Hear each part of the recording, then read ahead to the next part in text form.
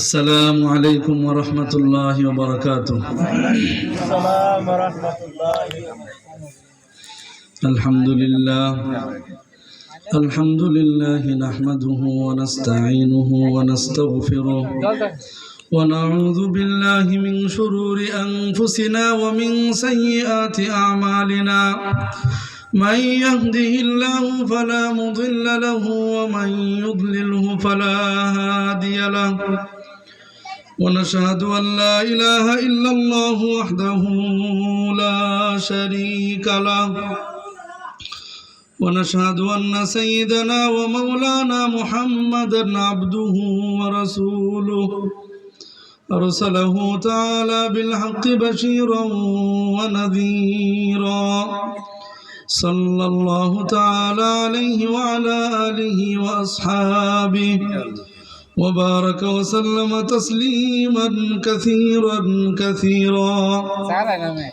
أما بعد فأعوذ بالله من الشيطان الرجيم. بسم الله الرحمن الرحيم. وذكر فإن الذكرى تنفع المؤمنين. وعن معاذ بن جبل رضي الله تعالى عنه قال قال النبي صلى الله عليه وسلم إن الله تعالى إلى خلقه ليلة النصف من شعبان فيغفر لجميع خلقه إلا لمشرك أو مشاحن. وقال النبي صلى الله عليه وسلم إذا كانت ليلة النصف من شعبان فقوموا ليلها وصوموا يومها فإن الله تعالى ينزل فيها لغروب الشمس إلى السماء الدنيا فيقول ألا من مستغفر فأغفر له، ألا من مسترزق فأرزق له، ألا من مبتلى فأعافيه، ألا كذا ألا كذا حتى يطلع الفجر، أو كما قال النبي عليه الصلاة والسلام. وقال تعالى في شأن حبيبه ومحبوبه إن الله وملائكته يصلون على النبي يا أيها الذين آمنوا صلوا عليه وسلموا تسليما. সকলেই মহব্বতের সাথে জবান খুলে আওয়াজ করে দুরূদ শরীফ পাঠ করি। اللهم صل على محمد وعلى آل محمد كما صليت على إبراهيم وعلى آل إبراهيم إنك حميد مجيد.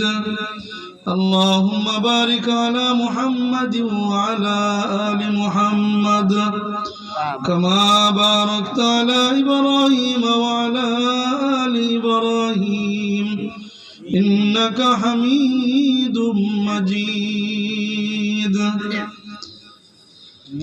الحمد لله ثم الحمد لله. ব্রাহ্মণ কচুরি যুব সমাজ ও এলাকাবাসীর উদ্যোগে মৃত ব্যক্তিদের রুহের মাগফিরাত কামনায় সপ্তম বার্ষিক ওয়াজ ও দোয়ার মাহফিলের সম্মানিত সদরে ইজলাস হযরত মাওলানা হারুনুর রশিদ সাহেব, উপস্থিত দিগার উলামায়ে কেরাম, আমার সামনে উপবিষ্ট দিনদার ইমানদার মুসলমান, দিন প্রিয় ইসলাম প্রিয় তৌহিদি জনতা, পর্দার আড়াল থেকে বাড়ি ঘরে থেকে কথা শুনছেন আমার সম্মানিতা মুসলিম মা বোনেরা, সর্বপ্রথম আমরা মহান রব্বুল আলামিনের পবিত্র দরবারে কালিমাত শুকর আদায় করি যে মহান রব্বুল আলামিন আপনাকে আমাকে এই শীতের রজনীতে এমন একটা জামানাতে দ্বীনি পরিবেশে জান্নাতের বাগানে বসার তৌফিক দিয়েছেন যে সময়টাতে মানুষ গুনাহের প্রতিযোগিতায় আছে, যে সময়টাতে মানুষ আল্লাহর নাফরমানের প্রতিযোগিতায় আছে, যেই সময়ে মানুষ জাহান্নামের দিকে প্রতিযোগিতা করে দৌড়াচ্ছে, এমন একটা নাজুক পরিস্থিতিতে আল্লাহ তাআলা আমাদেরকে এমন নূরানি পরিবেশে জান্নাতের বাগানে বসার তৌফিক দান করেছেন। সবাই দিল থেকে বলেন আলহামদুলিল্লাহ, জোরে বলেন আলহামদুলিল্লাহ। বলেন আমরা খুশি না? হাদিস শরীফে আছে, নবীজি বলেন قال النبي صلى الله عليه وسلم قال سيدنا رسول الله صلى الله عليه وسلم أول من يدعى إلى الجنة يوم القيامة الذين يحمدون الله في السراء والضراء। আল্লাহ নবী বলেন, ও আমার আদরের উম্মতেরা, আমার উম্মতের মধ্য থেকে কিছু মানুষ এমন থাকবে আল্লাহ তাআলা কিয়ামতের কঠিন ময়দানে সর্বপ্রথম যাদেরকে জান্নাতে ঢোকার জন্য ডাকবেন। সুবহানাল্লাহ। আমরা যদি চাই যে আল্লাহ তাআলা কিয়ামতের কঠিন ময়দানে সর্বপ্রথম আমাদেরকে জান্নাতে ঢোকার জন্য ডাকুক, কি বলেন চাই আমরা? তাহলে নবীজি বলেন এরা হলো ওই সমস্ত মানুষ আল্লাযীনা ইয়াহমাদুন আল্লাহ, যারা আলহামদুলিল্লাহ বলে, আল্লাহর শুকরিয়া আদায় করে, ফিস সাররাই ওয়াদ দাররা, সুখের অবস্থাতেও দুঃখের অবস্থাতেও। সুবহানাল্লাহ। দুনিয়াতে মানুষের দুইটাই অবস্থা, মানুষ সুখে থাকে, মানুষ দুঃখেও থাকে। আল্লাহ নবী বলেন যারা সুখে দুঃখে দুই অবস্থাতেই যারা আল্লাহ পাকের ফয়সালায় সন্তুষ্ট থাকে, কিয়ামতের কঠিন ময়দানে আল্লাহ তাআলা সর্বপ্রথম তাদেরকে জান্নাতে ঢোকার জন্য ডাকবেন। মুহতারাম হাজিরিন, নিয়ামত পায় আলহামদুলিল্লাহ বলা এটা তো সহজ। একজনের ছেলে হয়েছে তখন আলহামদুলিল্লাহ বলা এটা তো সহজ, কি বলেন? কিন্তু ছেলে মারা গেলেও আলহামদুলিল্লাহ বলা এটা কি সহজ না কঠিন? আল্লাহ নবী বলেন আল্লাযীনা ইয়াহমাদুনাল্লাহা ফিস সাররাই ওয়াদ দাররা, যারা সুখের অবস্থাতেও আলহামদুলিল্লাহ বলে, যারা দুঃখের অবস্থাতেও আলহামদুলিল্লাহ বলে, যারা ব্যবসায় লাভ হইলেও আলহামদুলিল্লাহ বলে, যারা ব্যবসায় লস হইলেও আলহামদুলিল্লাহ বলে, যারা সন্তান হইলেও আলহামদুলিল্লাহ বলে। আল্লাহ তাআলা কারো সন্তানের উপর রাজি হইয়া সন্তান যদি উঠায় নেন তখনও আলহামদুলিল্লাহ বলে। বলে সুখে দুঃখে, সচ্ছল অবস্থায় অসচ্ছল অবস্থায়, দুনিয়ার সর্বহালতে যারা বলে আলহামদুলিল্লাহ, বলেন না আলহামদুলিল্লাহ। নবীজি বলেন এমন গুণের গুণী যারা আল্লাহ তাআলা কিয়ামতের কঠিন ময়দানে, যেই কঠিন ময়দানে আল্লাহর আরশের ছায়া ব্যতীত আর কোনো ছায়া থাকবে না, ওই কঠিন ময়দানে আল্লাহ তাআলা সর্বপ্রথম তাদেরকে ডাকবেন। আউয়ালু মান ইউদআ ইলাল জান্নাহ। এজন্য সব সময় আল্লাহর ফয়সালায় খুশি থাকা, রাজি থাকা। মুহতারাম হাজিরিন, আমি আপনাদের সম্মুখে পবিত্র কালামুল্লাহ শরীফের ছোট্ট আয়াতের একটা অংশ পাঠ করেছি এবং রাসূল করিম সাল্লাল্লাহু আলাইহি ওয়াসাল্লামের অসংখ্য অগণিত হাদিসে মুবারাকা থেকে সহিহ ইবনে হিব্বানের 5665 নম্বর হাদিস পাঠ করেছি। নবীজির এই হাদিসকে সামনে নিয়ে আমাদের একদম সমসাময়িক আমরা যে পরিস্থিতিতে আছি এই সময় পরিস্থিতির উপর মিলায়া সংক্ষিপ্ত কিছু কথা বলবো, কিন্তু আমার একটা আবদার থাকবে আপনাদের কাছে, আমার কথাগুলো খুব মনোযোগ সহকারে শুনতে হবে। মুহতারাম হাজিরিন, এটা আমার কথা হিসাবে মনোযোগ সহকারে শুনতে হবে এমন না, বরং আল্লাহ তাআলারই ঘোষণা। আল্লাহ তাআলা পবিত্র কোরআনে বলেন 9 পারা 15 পৃষ্ঠা, আল্লাহ তাআলা বলেন যখন আল্লাহর কথা বলা হয়, আল্লাহর রাসূলের কথা বলা হয়, তখন তোমরা ফাসতামিউ লাহু ওয়া আনসিতু, তোমরা চুপ থাকো এবং মনোযোগ সহকারে তোমরা কথাগুলো শোনো। যদি চুপ থেকে মনোযোগ সহকারে শুনতে পারো, লাআল্লাকুম তুরহামুন, আল্লাহ তাআলা তোমাদের উপর দয়া করবেন। সুবহানাল্লাহ। এটা আল্লাহ তাআলার ওয়াদা। মুহতারাম হাজিরিন, আর আমি চেষ্টা করব আমি যে কথাগুলো বলবো সবগুলো আপনাদেরকে মুখস্থ করায় দিতে। কি বলেন, আপনারা কি রাজি আছেন? ইনশাআল্লাহ। আজকাল জামানায় আমরা প্রায় সময় শুনি যে ওয়াজ তো অনেক হয় কিন্তু হেদায়েত নাই। ফজরের নামাজে মুসল্লি আগে যা ছিল কি বলেন, আর ওয়াজের দিন আরো কয়েকজন কমে, ঠিক কি না? যেদিন যে এলাকায় মাহফিল হয় এদিন মাহফিল শুনতে শুনতে মানুষ রাত করে ঘুমায়, আর ওই দিন ফজরের নামাজে অন্য দিনের চাইতে মুসল্লির সংখ্যা বাড়ে না কমে? মুহতারাম হাজরিন, তাহলে ওয়াজ মাহফিলের মাকসাদ কি? দ্বীনি কথা বলা শোনার মাকসাদ কি? মুহতারাম হাজরিন, ওই যে ফায়দা হয় না, এর একটা বড় কারণ হলো যারা আমরা কথা বলি আমাদের মধ্যেও কিছু ত্রুটি আছে, আর যারা আমরা কথা শুনি আমাদের মধ্যেও কিছু দোষ আছে। এই দোষগুলো যদি সংশোধন হয় তাহলে এই ওয়াজের দ্বারা ফায়দা হবে, মানুষ কিছু শিখবে, মানুষ কিছু স্মরণ রাখবে, মানুষ কিছু ধরে রাখবে, জীবনভর তার জিন্দেগিতে আমলে বাস্তবায়ন করবে। একজন মানুষের জাহান্নামমুখী জীবন এই একটা মাহফিলের দ্বারা, সামান্য দিনের 10 মিনিট কথা শোনার দ্বারা জান্নাতমুখী হয়ে যেতে পারে। মুহতারাম হাজরিন, এর জন্য 1 নম্বর শর্ত হলো আমরা মনোযোগ সহকারে কথাগুলো শুনবো। মানুষ অনেক বেশি হইতে হবে এটার কোনো প্রয়োজন নেই। আল্লাহ তাআলা কোরআনে বলছেন, কাম মিন ফিয়াতিন কালিলাতিন গালাবাত ফিয়াতান কাসীরাতাম বিইذনিল্লাহ। আল্লাহ তাআলা বলেন, ও আমার বান্দারা, এই পৃথিবীতে আল্লাহ তাআলা এমন অনেক দৃষ্টান্ত স্থাপন করেছেন। আল্লাহ তাআলা উম্মতের সামনে, আল্লাহর বান্দাদের সামনে এমন অনেক নজির স্থাপন করেছেন যে অল্প কিছু মানুষ অনেক মানুষের উপর বিজয় লাভ করেছে। ইসলামের প্রথম যুদ্ধ বদরের যুদ্ধে, প্রকাশ্য বড় যুদ্ধ, বদরের যুদ্ধের মধ্যে মুসলমানদের সংখ্যা কত ছিল? মাত্র 313, আর কাফেরদের সংখ্যা ছিল 1000। কি বলেন, 313 বেশি না 1000 বেশি? কিন্তু আল্লাহ তাআলা বিজয় কাদেরকে দিয়েছেন? 313 কি আল্লাহ তাআলা বিজয় দিয়েছেন। তাহলে কম সংখ্যক হওয়া, মানুষ কম হওয়া, এটা কোনো বিষয়ই না। মুহতারাম হাজরিন, আহলে দিল, যে দিল থেকে কথা শুনবে, আমলের নিয়তে কথা শুনবে, কিছু শিখার জন্য বসবে, শুধু কান শুক না, খুব মজা লাগলো, ঘন্টার ঘন্টা ওয়াজ শুনলাম, খুব মজা লাগছে, আর প্রশংসা করলাম যে আজকে একদম ওয়াজ করে কি বলেন সব ফাটায় ফেলছে, কিন্তু কিছুই শিখলাম না, মুখস্থ করলাম না, কি আমল করব এটার জন্য তৈরি করলাম না। বলে যে এই কথা শোনার দ্বারা আমার কি ফায়দা হইলো? আর অল্প কথা শুনলাম, কিছু শিখলাম, নিজের জীবনের মধ্যে বাস্তবায়ন করার চেষ্টা করলাম, কি বলেন এটার ফায়দা বেশি না? মুহতারাম হাজরিন, এজন্য আমরা শেষ পর্যন্ত মনোযোগ সহকারে শুনবো, এবং আমি বারবার আপনাদেরকে একটু পরীক্ষা করব যে আপনাদের মনোযোগ আছে কিনা, এবং ধারাবাহিকেই সংক্ষিপ্ত সময়ে কিছু কথা বলবো। আমি যে হাদিস পাঠ করেছি সহিহ ইবনে হিব্বানের 5665 নম্বর হাদিস। আর আমরা এখন যে মাসের মধ্যে আছি এটা আরবি বছরের কোন মাস? শাবান মাস। মাশাআল্লাহ, হ্যাঁ, আপনাদের মতো শ্রোতা দরকার, সচেতন শ্রোতা, যারা কিছু শিখবে, শেখার আগ্রহ আছে। শাবান মাস আরবি বছরের একটা গুরুত্বপূর্ণ মাস। হাদিসের মধ্যে আছে, নবীজি বলেন, কালান নবী সাল্লাল্লাহু আলাইহি ওয়াসাল্লাম আহসু হিলাল শাবানা লিরমাদান।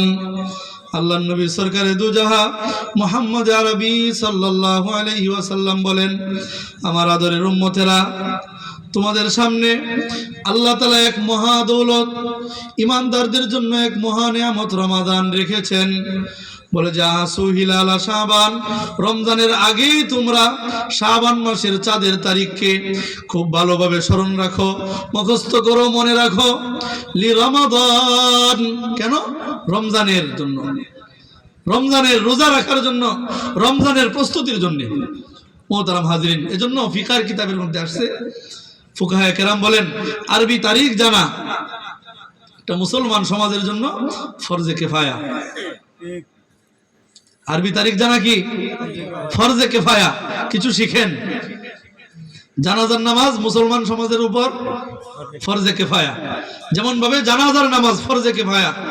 একটা মানুষ মুসলিম সমাজে যদি মারা যায়, আর একজন মানুষও যদি তার কাফন দাফনের ব্যবস্থা না করে, তার জানাজার ব্যবস্থা না করে, তাকে সুন্দরভাবে দাফনের ব্যবস্থা না করে, বলে ওই সমাজের প্রত্যেকটা মুসলমান একটা ফরজ ছেড়ে দেওয়ার গুনায় গুনাহগার হবে। আর একটা সমাজের একজন মানুষও যদি আরবি তারিখ না জানে তাহলে সমাজের প্রত্যেকটা মানুষ একটা ফরজ ছেড়ে দেওয়ার গুনায় গুনাহগার হবে।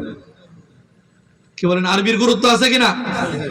কিন্তু আমাদের কাছে ইংলিশের গুরুত্ব বেশি থাকলেও বাঙালি মানুষ হিসাবে বাংলার গুরুত্ব ইংলিশের তুলনায় কম না বেশি? কম। ইংরেজি তারিখ জিজ্ঞাসা করলে সবাই বলতে পারে, আর বাংলা জিজ্ঞাসা করলে দেখে আশপাশে কোনো মুরব্বী আছে কিনা, মুরব্বীদেরকে জিজ্ঞাসা করে, তখন মুরব্বীরা বাংলা তারিখ বলে দেয়। কিন্তু আরবি তারিখ যদি জিজ্ঞাসা করা হয় তাহলে হুজুর খুঁজে, ঠিক কিনা? কিন্তু আরবি তারিখ জানা সবার জন্যই ফরজে কিফায়া। মুহতারাম হাজরিন, মুসলমানদের সম্পর্ক আরবির সাথে বেশি হওয়া উচিত, কারণ মুসলমানদের সমস্ত ইবাদত কি বলেন বাংলা তারিখ অনুযায়ী, ইংরেজি তারিখ অনুযায়ী, তাহলে আরবি তারিখ অনুযায়ী। মুসলমানদের রমজান হিসাব আরবিতে, মুসলমানদের ঈদ উল ফিতর হিসাব আরবিতে, মুসলমানদের কোরবানি ঈদ উল আজহা বলে এটাও আরবিতে, মুসলমানদের আশুরা আরবি তারিখ অনুযায়ী।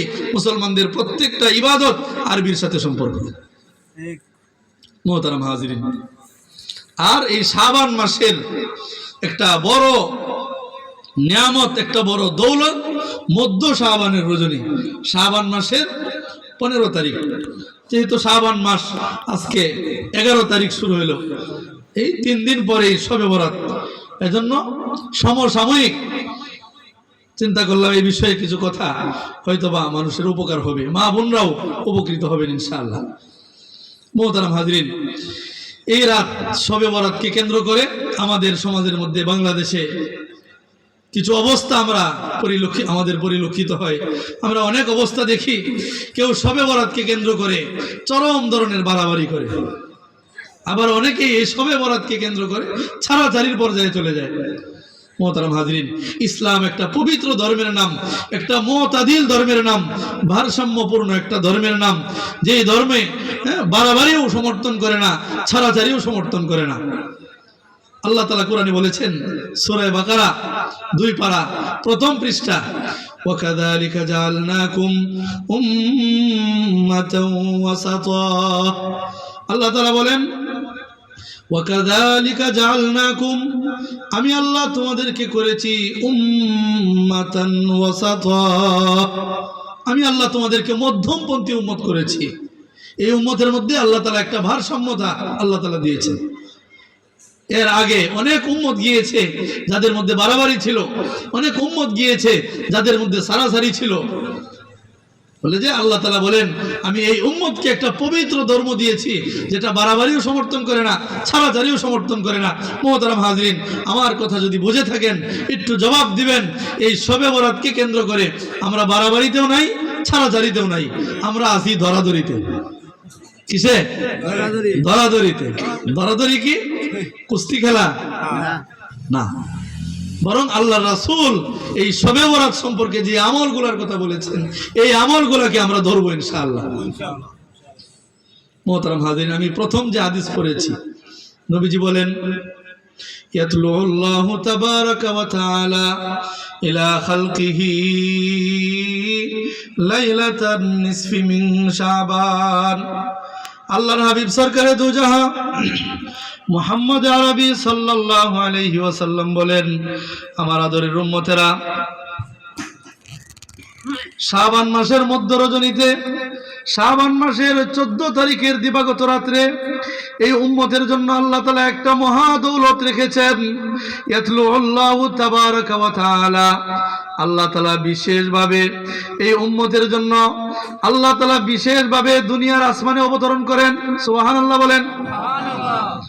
ইয়াতলুল্লাহু তাবারাকা ওয়া তাআলা ইলা খালকিহি লাইলাতান নিসফি মিন শাবান ফায়াগফিরু লিজামি'i খালকিহি। এই শাবানের 15 তারিখের রজনীতে, এই শাবান মাসের মধ্য রজনীতে আল্লাহ তাআলা তার সমস্ত সৃষ্টিজীবকে বিশেষভাবে ক্ষমা ঘোষণা করেন। সুবহানাল্লাহ বলেন। আল্লাহর নবী বলেন, ইয়াগফিরু ফায়াগফিরু লিজামি'i খালকিহি, আল্লাহ তাআলা বিশেষভাবে এই উম্মতকে রাতে ক্ষমা করেন। কিন্তু এই উম্মতের মধ্যে 2 শ্রেণীর মানুষ এমন আছে, এই উম্মতের 2 প্রকার মানুষ এমন আছে যে দুই প্রকার মানুষ আল্লাহ তাআলার ক্ষমার রজনীতে, বিশেষ দয়ার রজনীতে আল্লাহ তাআলা যেই রাত্রে বিশেষভাবে ক্ষমার দ্বারা বান্দাদেরকে আবৃত করেন, ক্ষমার চাদরে ডেকে নেন, বলে ওই বিশেষ রাত্রেও দুই শ্রেণীর মানুষ ক্ষমা পায় না। কয় শ্রেণীর মানুষ? দুই শ্রেণীর মানুষ এমন আছে এই বিশেষ রাত্রেও ক্ষমা পায় না। আল্লাহর নবী বলেন ইল্লা লিল মুশরিকিন। এক নম্বর হলো যে মুশরিক, আল্লাহর সাথে শরীক করে, আও মুশাহিন। দুই নম্বর হলো হিংসা বিদ্বেষকারী। মোহতারাম হাজিরিন, কয় শ্রেণীর মানুষ ক্ষমা পায় না? দুই শ্রেণীর। এক নম্বর মুশরিক, এক নম্বর কি? মুশরিক। দুই নম্বর হিংসা। মোহতারাম হাজিরিন, আমি আগেই আপনাদের কাছ থেকে এই ওয়াদা নিয়েছি, আমি কিন্তু বারবার জিজ্ঞাসা করব আপনাদেরকে, আপনারা ওয়াজ বুঝতেছেন কিনা। এজন্য আমার ঠিক বেঠিক হানার জবাবগুলা দিবেন ইনশাআল্লাহ। কি বলেন? ইনশাআল্লাহ। কয় প্রকার মানুষকে আল্লাহ তাআলা শবে বরাতে ক্ষমা করেন না? দুই শ্রেণীর। এক নাম্বার মুশরিক, দুই নাম্বার হিংসাকারী। মোহতারাম হাজিরিন, মুশরিক যে আল্লাহর সাথে শরীক করে, এর ব্যাখ্যা বিস্তারিত বলার সময় নাই, আমি দ্বিতীয়টা কিছু বলবো ইনশাআল্লাহ।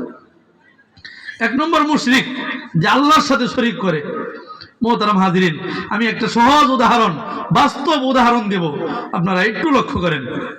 দুনিয়াতে আল্লাহ তাআলা স্বামী স্ত্রীর বন্ধন, বিবাহের বন্ধন, বৈধ সম্পর্কের ব্যবস্থা আল্লাহ তাআলা করেছেন কিনা? মোহতারাম হাজিরিন, মনে করেন আপনাদের বললে আবার রাগ করেন কিনা, মনে করেন কোন একজন মানুষ স্বামীও অফিসে চাকরি করে, স্ত্রীও অফিসে চাকরি করে, দুইজনেই কি চাকরিজীবী। স্বামীর বেতন 30,000, স্ত্রীর বেতন 20,000, তাহলে মাসে বেতন কত? 50,000। দুইজনেই চাকরিজীবী। স্ত্রী খুব আমানতদার, খুবই ভালো মানুষ, বলে 20,000 টাকা বেতন পায়া পুরাটাই স্বামীর হাতে উঠায় দেয়, 1 টাকাও নিজের কাছে রাখে না। কি বলেন, এই গুণটা ভালো না খারাপ? বলে যে পরিপূর্ণ আমানতদার, সন্তানদের দেখাশোনা ভালো করে, হ্যাঁ, স্বামীর মা বাবার খেদমত করে, স্বামীর আত্মীয় স্বজনের সাথে ভালো সম্পর্ক রাখে। মোহতারাম হাজিরিন, কি বলেন, এই গুণগুলা একজন স্ত্রীর জন্য ভালো না খারাপ? তাহলে এই ভালো গুণগুলা সব স্ত্রীদের মধ্যে, সব মা বোনদের মধ্যে কি বলেন দরকার আছে কিনা? কোন মহিলার মধ্যে যদি এই গুণগুলো এসে যায়, তার সংসার জীবন শুরু থেকে শেষ পর্যন্ত, মৃত্যু পর্যন্ত একটা মহিলার জীবনটা সুনায়া সোহাগা সুখের সংসার হয়ে যাবে। আর এই গুণগুলা যদি না থাকে, কোন স্ত্রী যদি স্বামীর বাড়ির মানুষের সাথে সুন্দর সম্পর্ক বজায় রাখতে না পারে, তাহলে তার সংসার সুখের হয় না। স্ত্রী যদি স্বামীর মা বাবার দেখাশোনা সাধ্যের ভিতরে করতে না চায়, ওই সংসার সুখের হয় না।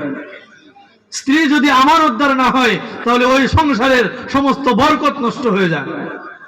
মোহতারাম হাজিরিন, আমার কলিজার টুকরা মা বোনেরা যারা কথা শুনতেছেন, কোরআন দিয়েই আমাদের জীবন সাজাইতে হবে, আল্লাহ রাসূলের আদর্শ দিয়েই আপনার আমার জীবন সাজাইতে হবে, তাহলেই কি বলেন জীবন সুন্দর হবে।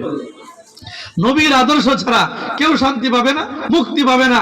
নবীর আদর্শ ছাড়া অন্য কোনো আদর্শের মধ্যে আল্লাহ তাআলা এই উম্মতের জন্য শান্তি মুক্তি দুইটার একটাও রাখেন নাই। কবি বলেন, খেলাফে পয়গম্বর কাসেরা গুজিদ, খেলাফে পয়গম্বর কাসেরা গুজিদ, কে হরগিজ বমনজিল না খাহাদ রসিদ। শেখ মুসলিউদ্দিন সাদি সিরাজি রহমাতুল্লাহ আলাইহি বলেন, খেলাফে পয়গম্বর কাসেরা গুজিদ। কোন মানুষের জীবন যদি নবীর সুন্নত, নবীর সিরত, নবীর আদর্শের বিপরীত যদি চালায়, বলে কিয়ামত পর্যন্ত সে আগাইতে পারবে, কিন্তু মঞ্জিলে মাকসুদ, চিরস্থায়ী সফলতার রাস্তা কখনো পাবে না। এজন্য জীবন সাজাইতে হবে নবীর সুন্নত দিয়া। তো ওই স্ত্রী খুব আমানতদার, সবার সাথে সম্পর্ক ভালো, স্বামীর সাথেও সম্পর্ক ভালো, বলে ওই স্ত্রী স্বামীকে খুব ভালোবাসে।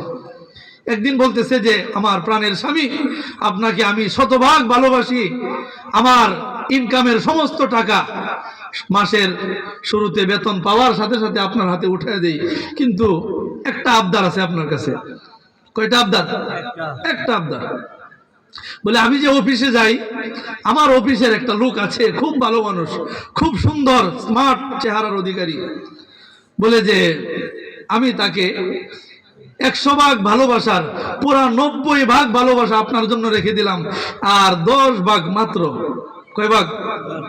মাত্র 10 ভাগ ভালোবাসা আমার অফিসের ওই অফিসারের জন্য আমি রেখে দিলাম। কি বলেন, স্বামী কি করবে? মানবে? মোহতারাম হাজরিন, খুব বোঝেন, আমি কিন্তু গল্প বলতেছি না, একটা কথা বুঝাইতে চাইতেছি। 10 ভাগ মানবে না।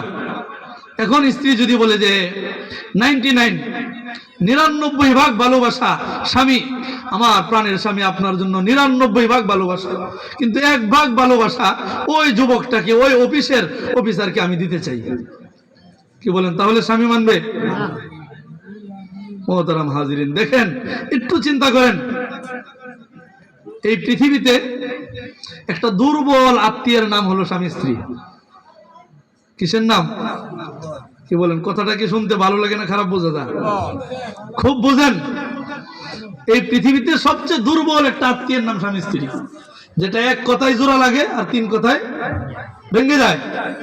অন্য কোনো আত্মীয় এমন নাই যেটা কি বলেন 3 বার না, 300 বার না, 3000 বারও কি বলেন বললেও কি বলেন আত্মীয় ভাঙবে না।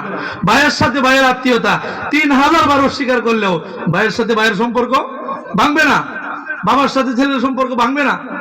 কিন্তু স্বামী স্ত্রীর সম্পর্ক 3 কথার দ্বারা কি করে ভেঙে যায়। তাহলে এই আত্মীয়তাটা কি শক্তিশালী না দুর্বল?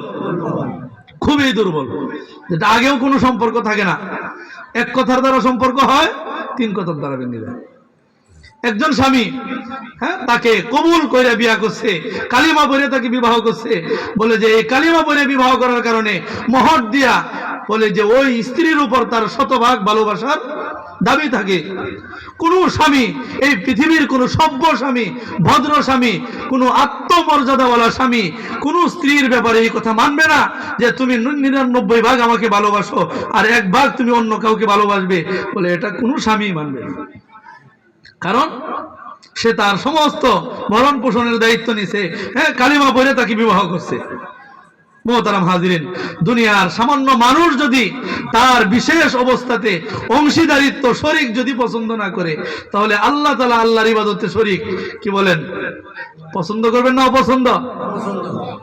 মোহতারাম হাজিরিন, আল্লাহর নবী বলেন মধ্য শাবানের রজনীতে, শাবান মাসের 14 তারিখের দিবাগত রাত্রে, আমরা যেটাকে শবে বরাত বলি, বলে ওই শবে বরাতের মতো মহাপরাক্রমশালী আল্লাহর পক্ষ থেকে যে বিশেষ ক্ষমার ঘোষণা, বলে এই ক্ষমার ঘোষণার মধ্যেও 2 শ্রেণীর মানুষ ক্ষমার অন্তর্ভুক্ত হবে না।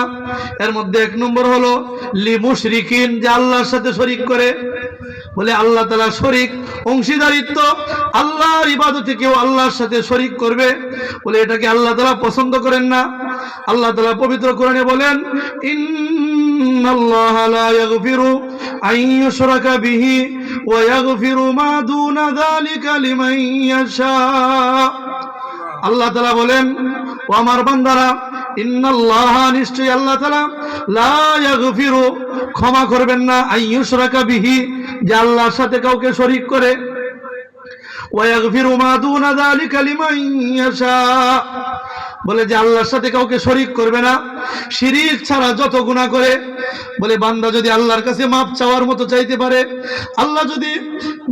বান্দা যদি আল্লাহর কাছে নিজেকে দুর্বল করে, বান্দা যদি আল্লাহর কাছে নিজেকে দুর্বল করে দিল ভেঙে দিয়ে যদি আল্লাহর কাছে পেশ করতে পারে, আল্লাহ তাআলা ক্ষমা করে দিবেন।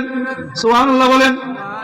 বুখারী শরীফের মধ্যে হাদিস আসছে, নবীজি বলেন ইন্নাল্লাহা তাআলা ইয়াবসুতু ইয়াদাহু বিল্লাইল লিয়াতুবা মুসিউন নাহার। আল্লাহর নবী সরকারে দুজাহা মুহাম্মদ আরবি সাল্লাল্লাহু আলাইহি ওয়াসাল্লাম বলেন, আমার আদরের উম্মতেরা, বলে যে আল্লাহ তাআলা প্রত্যেকটা বান্দার জন্য, প্রত্যেকটা বান্দাকে ক্ষমা করার জন্য, আল্লাহ তাআলা বান্দাকে জান্নাতে দেওয়ার জন্য, ইন্নাল্লাহা তাআলা ইয়াবসুতু ইয়াদাহু বিল্লাইল, আল্লাহ তাআলা বিশেষভাবে প্রত্যেক রাতের বেলায় তার ক্ষমার হাত প্রসারিত করে দেন। সুবহানাল্লাহ। ইন্নাল্লাহা তাআলা ইয়াবসুতু ইয়াদাহু বিল্লাইল, আল্লাহ তাআলা রাতের বেলায় ক্ষমার হাত প্রসারিত করে দেন, বলে যে লিয়াতুবা মুসিউন নাহার, যেন দিনের বেলা যারা গুনাহ করে, দিনের বেলা যারা অপরাধ করে, দিনের বেলায় যারা মিথ্যা কথা বলে, দিনের বেলায় যারা নামাজ ছেড়ে দেয়, বলে দিনের বেলায় যারা কোনোভাবে কোনো গুনার কাজে লিপ্ত হয়ে যায়, আল্লাহ তাআলা তার ক্ষমার জন্য রাতের বেলা ক্ষমার হাত বাড়ায় দেন। ওয়া ইন্নাল্লাহ তাআলা ইয়াবসুতু ইয়াদাহু বিন-নাহার, আল্লাহর নবী বলেন আল্লাহ তাআলা যেমন ভাবে রাতের বেলায় ক্ষমার হাত বাড়ায় দেন, বলে দিনের বেলায়ও ক্ষমার হাত বাড়ায় দেন। লিয়াতুবা মুসিউল লাইল, যাতে করে রাতের বেলায় যারা গুনাহ করে তারা যেন দিনের বেলায় তওবা করে যেন আল্লাহর কাছ থেকে মাফ নিতে পারে। বলে যে আল্লাহ তাআলা সব সময় চায় বান্দাকে ক্ষমা করতে।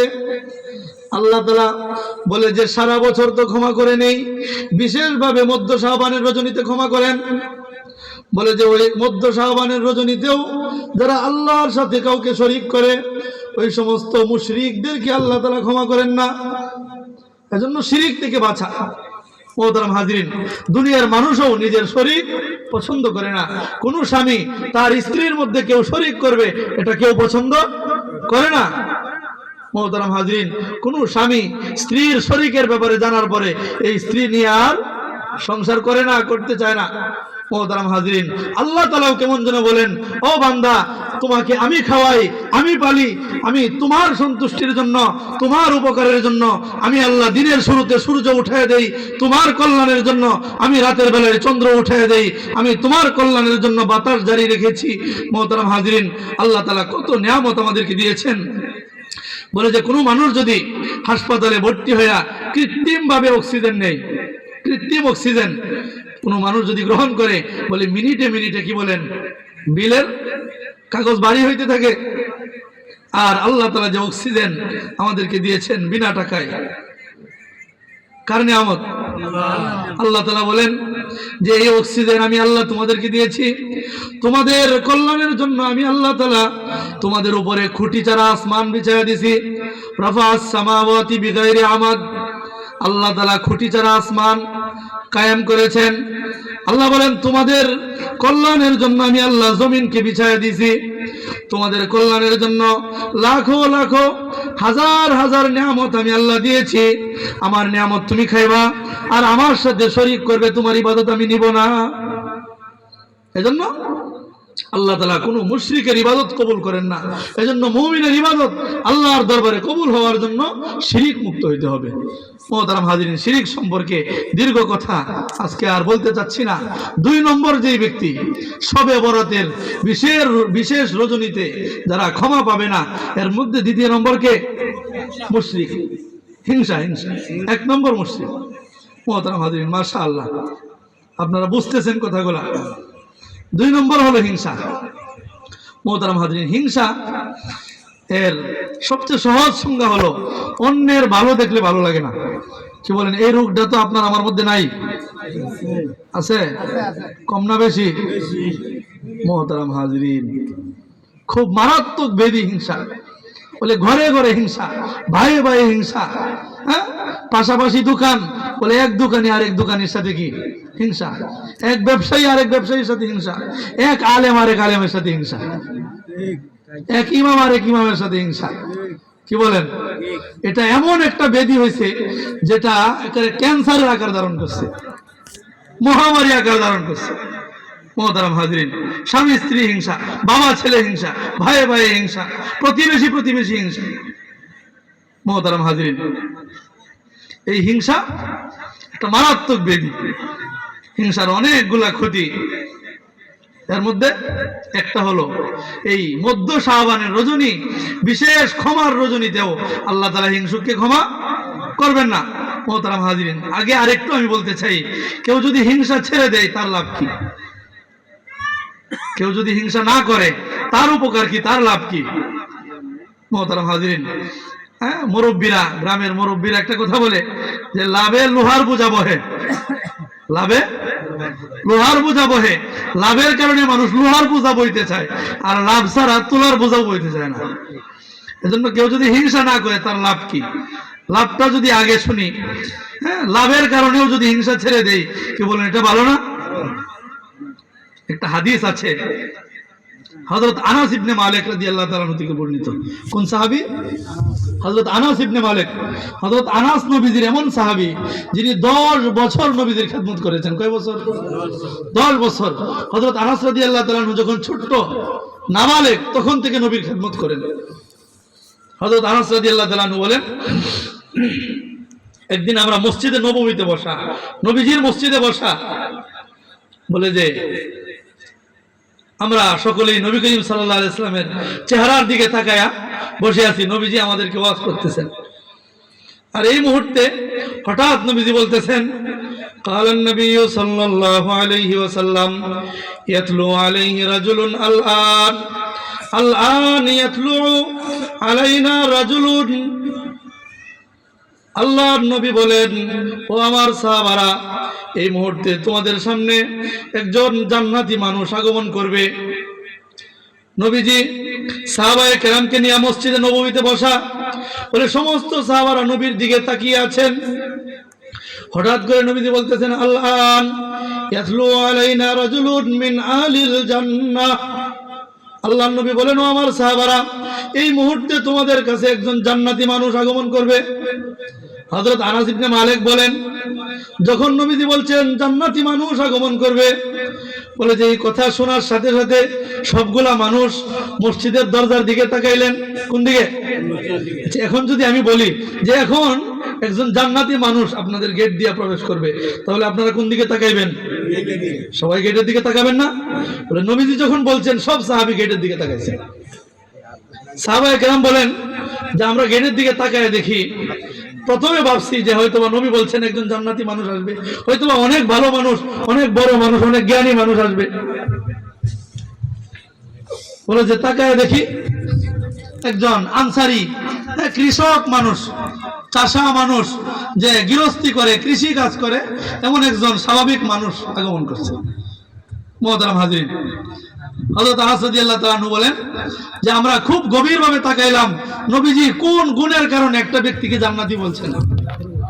কিন্তু ওই ব্যক্তির দিকে তাকায় দেখি তানতিকু লিহিয়াতুহু মিন উযুইহি ওয়া তাআল্লাকানা আলাইহি বিয়াদিহি শিমাল। হযরত আনাস বলেন, আল্লাহর নবী যখন বলেছেন একজন জান্নাতি মানুষ আগমন করবে, বলে যে আমরা গভীরভাবে ওই ব্যক্তির দিকে তাকাইলাম, আল্লাহর নবী কোন গুণের কারণে তাকে জান্নাতি বলেছেন। বলে যে ওই ব্যক্তির দিকে তাকায় দেখি তানতিকু লিহিয়াতুহু মিন উযুইহি, ওই ব্যক্তি ওযু করে মসজিদে প্রবেশ করছে, আর তার থোতা দিয়া তার দাড়ি বেয়ে বেয়ে ওযুর পানিগুলা টপ টপ করে পড়ছে। ওয়া তাআল্লাকানা আলাইহি বিয়াদিহি শিমাল, এবং তার হাতের মধ্যে এক জোড়া জুতা শোভা পাচ্ছে। মানে ওই ব্যক্তি ওযু করে জুতা হাতে নিয়ে মসজিদে প্রবেশ করছে। এখন সাহাবী বলতেছেন, ওযু করলে কি বলেন, ওযুর পানি থুতা দিয়ে গড়ায়া, এটা তো সবারই পড়ে, কি বলেন? তাহলে এটা তো বিশেষ জান্নাতের কারণ হইতে পারে না। জুতা নিয়ে মসজিদে প্রবেশ করতেছে, কি বলেন? জুতা মসজিদে নিয়ে প্রবেশ করা ভালো না বাইরে রাখা প্রবেশ করা ভালো? একটু চিন্তা করে বলেন। কেউ যদি অ্যাপেক্সের 1800 টাকা দিয়া অথবা 2800 টাকা দিয়ে যদি একজন জুতা কিনে, নতুন জুতা, হ্যাঁ, আর এই সাদুল্লাহর বাস স্ট্যান্ড বাজারের মসজিদে যদি এই 2800 টাকার জুতা যদি বাহিরে রেখে নামাজে দাঁড়ায়, তাহলে মন কি নামাজে থাকবে না জুতা? হ্যাঁ, তাহলে জুতা বাইরে রাখা ভালো না সাথে নিয়ে যাওয়া ভালো? সাথে নেওয়াই তো ভালো, কারণ জুতা সাথে থাকলে নামাজে মনোযোগ কি থাকবে? ভালো থাকবে। সাহাবী বলতেছেন না, এটাও তো কি বিশেষ জান্নাতের কারণ হইতে পারে না? তাহলে নবীজি কেন জান্নাতি বলছেন? একদিনের ঘটনা শেষ। পরের দিন আবার নবীজি ওয়াজ করতেছেন, সাহাবারা বসা, নবীজি বলতেছেন, আল-আন ইয়াতলু আলাইনা রাজুলুন মিন আহলিল জান্নাহ। ও আমার সাহাবারা, এই মুহূর্তে তোমাদের কাছে একজন জান্নাতি মানুষ আগমন করবে। সাহাবায়ে কেরাম মনে মনে ভাবতেছেন যে আজকে হয়তোবা অন্য কেউ, একটা ভালো মানুষ, বুজুর্গ সাহাবী হয়তোবা প্রবেশ করবে। বলে যে তাকায় দেখেন কালকের, আগামীকে, গতকালকে যিনি ছিলেন উনি একই অবস্থায় প্রবেশ করতেছেন। মুহতারাম হাজিরিন, অনেক লম্বা হাদিস। এভাবে 3 দিন হইল। বলে 3 দিন পরে আব্দুল্লাহ ইবনে আমর ইবনুল আস রাদিয়াল্লাহু তাআলা আনহু বলে যে উনি হযরত আনাস রাদিয়াল্লাহু তাআলা আনহুকে বলতেছেন যে বলে 3 দিন পর্যন্ত মসজিদে নববীর অবস্থা হ্যাঁ, দেখছো নবীজি একটা ব্যক্তিকে 3 দিন জান্নাতি বলেছেন। কি গুণের কারণে জান্নাতি বলছেন? এই গুণটা যদি আমরা জানতে পারতাম তাহলে আমরাও তো এই আমল করে নিজেরা জান্নাতি হতে পারতাম। সুবহানাল্লাহ। সাহাবায়ে কেরামের মধ্যে জান্নাতে যাওয়ার লোভ ছিল, আর আমরা তো শুধু কি হিংসা নিয়ে ব্যস্ত। আমরা তো শুধু হিংসা নিয়ে ব্যস্ত, কার থেকে বেশি কে হিংসা করব। মুহতারাম হাজিরিন, প্রতিযোগিতা কোন দিকে হওয়া দরকার? জান্নাতের দিকে হওয়া দরকার। হযরত আব্দুল্লাহ ইবনে আমর ইবনে আস রাদিয়াল্লাহু তাআলা আনহু একটা বাহানায় 3 দিন তার বাড়িতে মেহমান হয়েছেন, কিন্তু 3 দিনে তার বিশেষ কোনো আমল পাইলেন না যে আমলের কারণে নবীজি জান্নাতি বলছেন। 3 দিন পরে উনি যখন চলে আসবেন, উনি বলতেছেন যে বাজান, আপনার বাড়িতে আমি 3 দিন মেহমান হয়েছিলাম, আমার একটা আশা ছিল আল্লাহর নবী 3 দিন আপনাকে জান্নাতি বলেছেন, কোন গুণের কারণে আমি আপনার বাড়িতে মেহমান হয়েছিলাম ওই গুণটা জানার জন্য, কিন্তু কোন গুণ তো আমি পাইলাম না। আপনার কি গোপন কি ভালো গুণ আছে যে গুণের কারণে আল্লাহ নবী 3 দিন আপনাকে জান্নাতি বলেছেন? তো ওই সাহাবী বলতেছেন, 3 দিন তো তুমি আমার সাথেই ছিলা, আমার তো কোনো গোপন আমল নাই। আমি রাতের বেলায় দীর্ঘ সময় দাঁড়ায় তাহাজ্জুদ পড়তে পারি না। কৃষক মানুষ, সারাদিন কাজ করি, শরীর ক্লান্ত থাকে, ফজরের আজান পড়লেই উঠে ফজরের নামাজে যাই, কোনো আমল নাই। তখন উনি নিরাশ হয়ে ফিরে আসতেছেন। 6 দিন গেছে, কিন্তু নবীজি কেন জান্নাতি বলছেন নিশানা পাইলেন না। বলে যে শেষ মুহূর্তে ওই সাহাবী হযরত আব্দুল্লাহ ইবনে আমর ইবনে আস রাদিয়াল্লাহু তাআলা আনহুকে ডাকে বলতেছেন, যাও ভাতিজা, শুনে যাও, আমার একটা আমল আছে, আমার একটা আমল আছে যেটা কেউ জানে না।